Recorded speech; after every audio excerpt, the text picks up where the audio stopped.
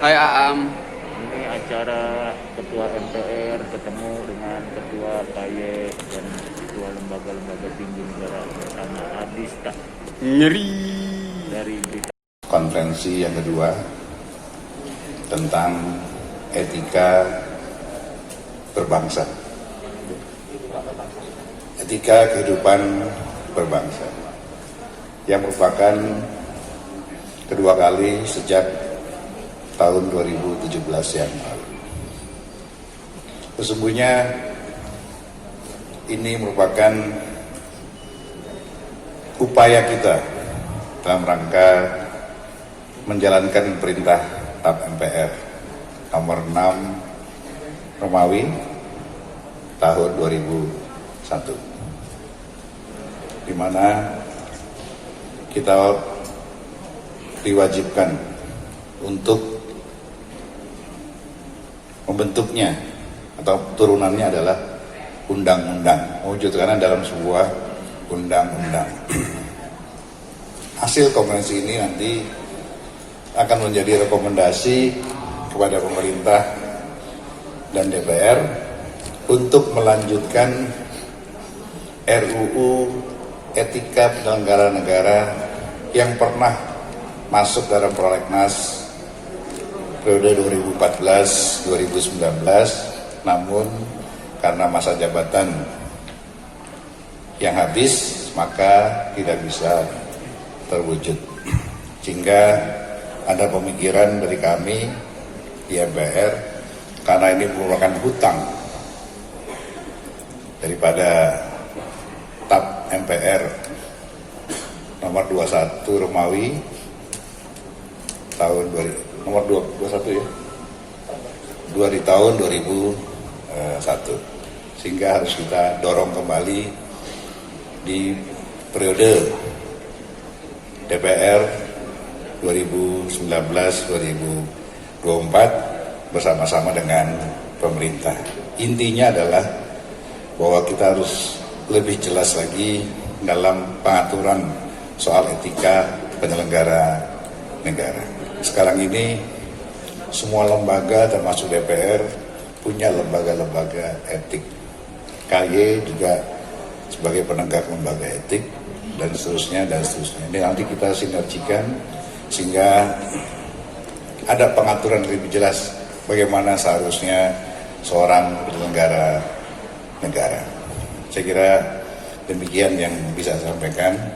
Barangkali nanti Pak Ketua KY bisa menambahkan, Pak Jajirul juga bisa menambahkan, Pak Sekjen juga bisa menambahkan. Judisial sebagaimana menjalankan amanat pasal 24C Undang-Undang Dasar 45 sebagai suatu lembaga dalam rangka pengawasan etika khususnya bagi para hakim, gagasan MPR yang tertuang di dalam TAP MPR nomor 6 Romawi tahun 2001 itu kemudian melalui konferensi yang sudah dilakukan sejak tahun 2017, kemudian sekarang dilanjutkan oleh zamannya Pak Bambang sebagai Ketua MPR di tahun 2020. Mudah-mudahan sebagaimana tadi dinyatakan oleh Pak Bambang ada wujud hasilnya, nanti diimplementasikan dalam bentuk undang-undang yang memuat prinsip-prinsip dasar tentang etika penyelenggara negara sebagaimana dalam RUU tahun 2014. Nah, mudah-mudahan ini menjadi momentum yang sangat penting agar setiap penyelenggara negara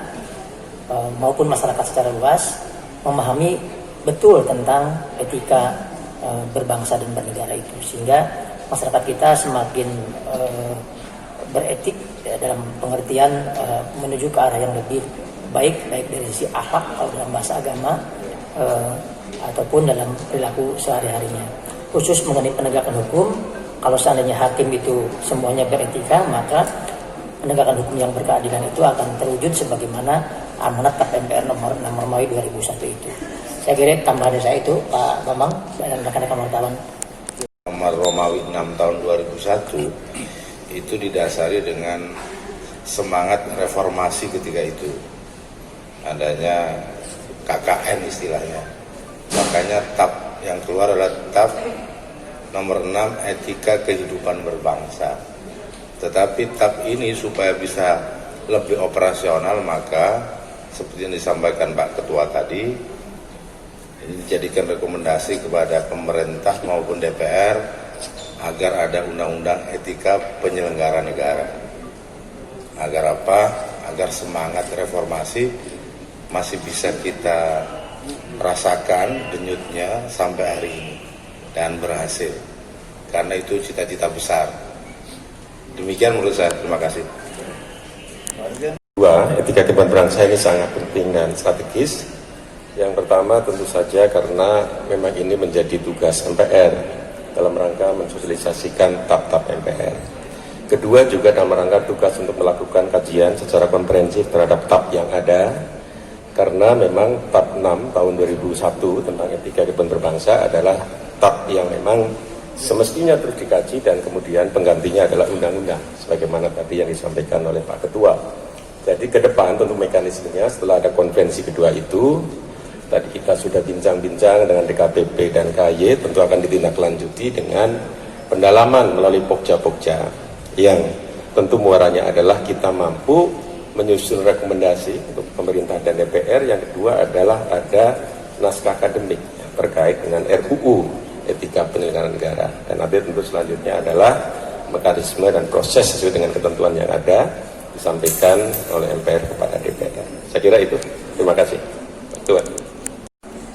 Siap melayani, berjiwa besar, memiliki keteladanan, rendah hati, dan siap mundur dari jabatan politik apabila terbukti melakukan kesalahan dan secara moral kebijakannya bertentangan dengan hukum dan rasa keadilan masyarakat.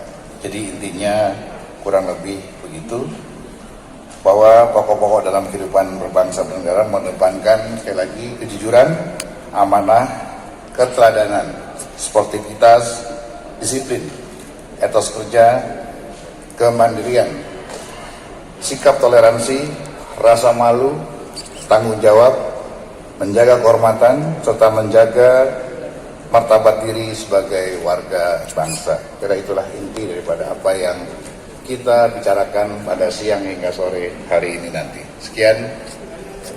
Mana? Kalau ada yang mau bertanya silakan.